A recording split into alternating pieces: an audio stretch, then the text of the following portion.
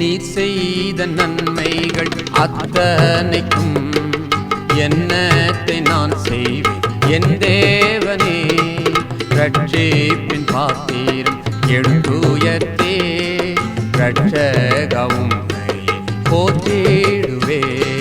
தந்தே நீதோ நாதா தந்தே நீதோ உம் சேவை செய்ய நான் வந்தே நீதோ.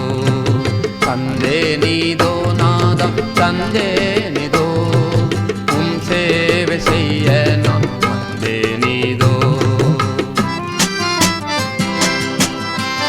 கர்த்தருக்குள் அன்பானவர்களே, அனுதினமும் கிறிஸ்துவுடன் தியான வேளைக்கு உங்களை அன்புடன் அழைக்கிறோம்.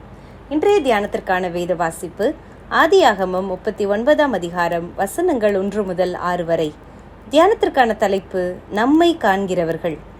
கர்த்தர் அவனோடு இருக்கிறார் என்றும் அவன் எஜமான் கண்டு. ஆதியாகமம் 39:3. மனுஷர் நம்மை எப்படி காண்கிறார்கள் என்பதல்ல, தேவன் நம்மை எப்படி காண்கிறார் என்பதே முக்கியம். அதாவது நமது இருதயம் தேவனுக்கு முன்பாக சுத்தமாக இருப்பது அவசியம். ஆனால் இதற்கு ஒரு மறுபக்கம் உண்டு. அதாவது மனுஷர் நம்மை காண்கிற காட்சிதான் நமது உள்ளான வாழ்வின் கண்ணாடியாய் இருக்கிறது என்பதையும் மறுக்க முடியாது. நாம் வேஷம் போடலாம், ஆனால் அது அதிக நாட்கள் நிலைக்காது. நமது செயல், பேச்சு, நடை, உடை எல்லாமே நமக்குள் யார் இருக்கிறார், நாம் யாருடன் உறவில் இருக்கிறோம் என்பதை துல்லியமாக சொல்லாமலே சொல்லிவிடும். தேசம், மனுஷர், பாஷை, அடிமையான அவலம் என்று எல்லாம் புதிதாயிருந்த சூழ்நிலையில் ஒரு இளைஞனின் மனநிலை எப்படி இருந்திருக்கும்? ஒரு அடிமை வாழ்வு என்பது மிக மிக கடினமானது. அவன் தன் கடமையில் தவறினால் கொடூரமான தண்டனை உண்டு.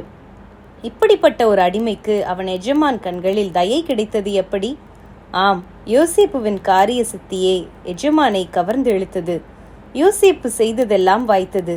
இதனால் யோசேப்பு போத்திபாரின் விசாரணைக்காரனாக உயர்த்தப்பட்டார். அது முதற்கொண்டு யோசேப்பு நிமித்தம் அந்த எகிப்தியனுடைய வீட்டையும் வெளியில் அவன் காரியங்களையும் கர்த்தர் ஆசிர்வதித்தார் என்பதையும் போத்திபார் கண்டான். ஒரு அடிமையால் இது எப்படியாகும்?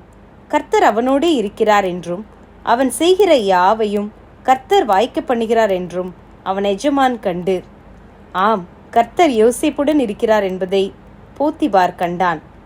இன்று நம்மை காண்கிறவர்கள் எதனை காண்கிறார்கள்? அன்று அபிமெலேக்கு ராஜா ஆபிரகாமிடம், நீ செய்கிற காரியங்கள் எல்லாவற்றிலும் தேவன் உன்னுடன் இருக்கிறார் என்று சாட்சி சொன்னான். கோராரின் ராஜாவும் மற்றவர்களும் ஈசாக்கிடம், நிச்சயமாய் கர்த்தர் உம்மோடே கூட இருக்கிறார் என்று கண்டோம் என்றார்கள்.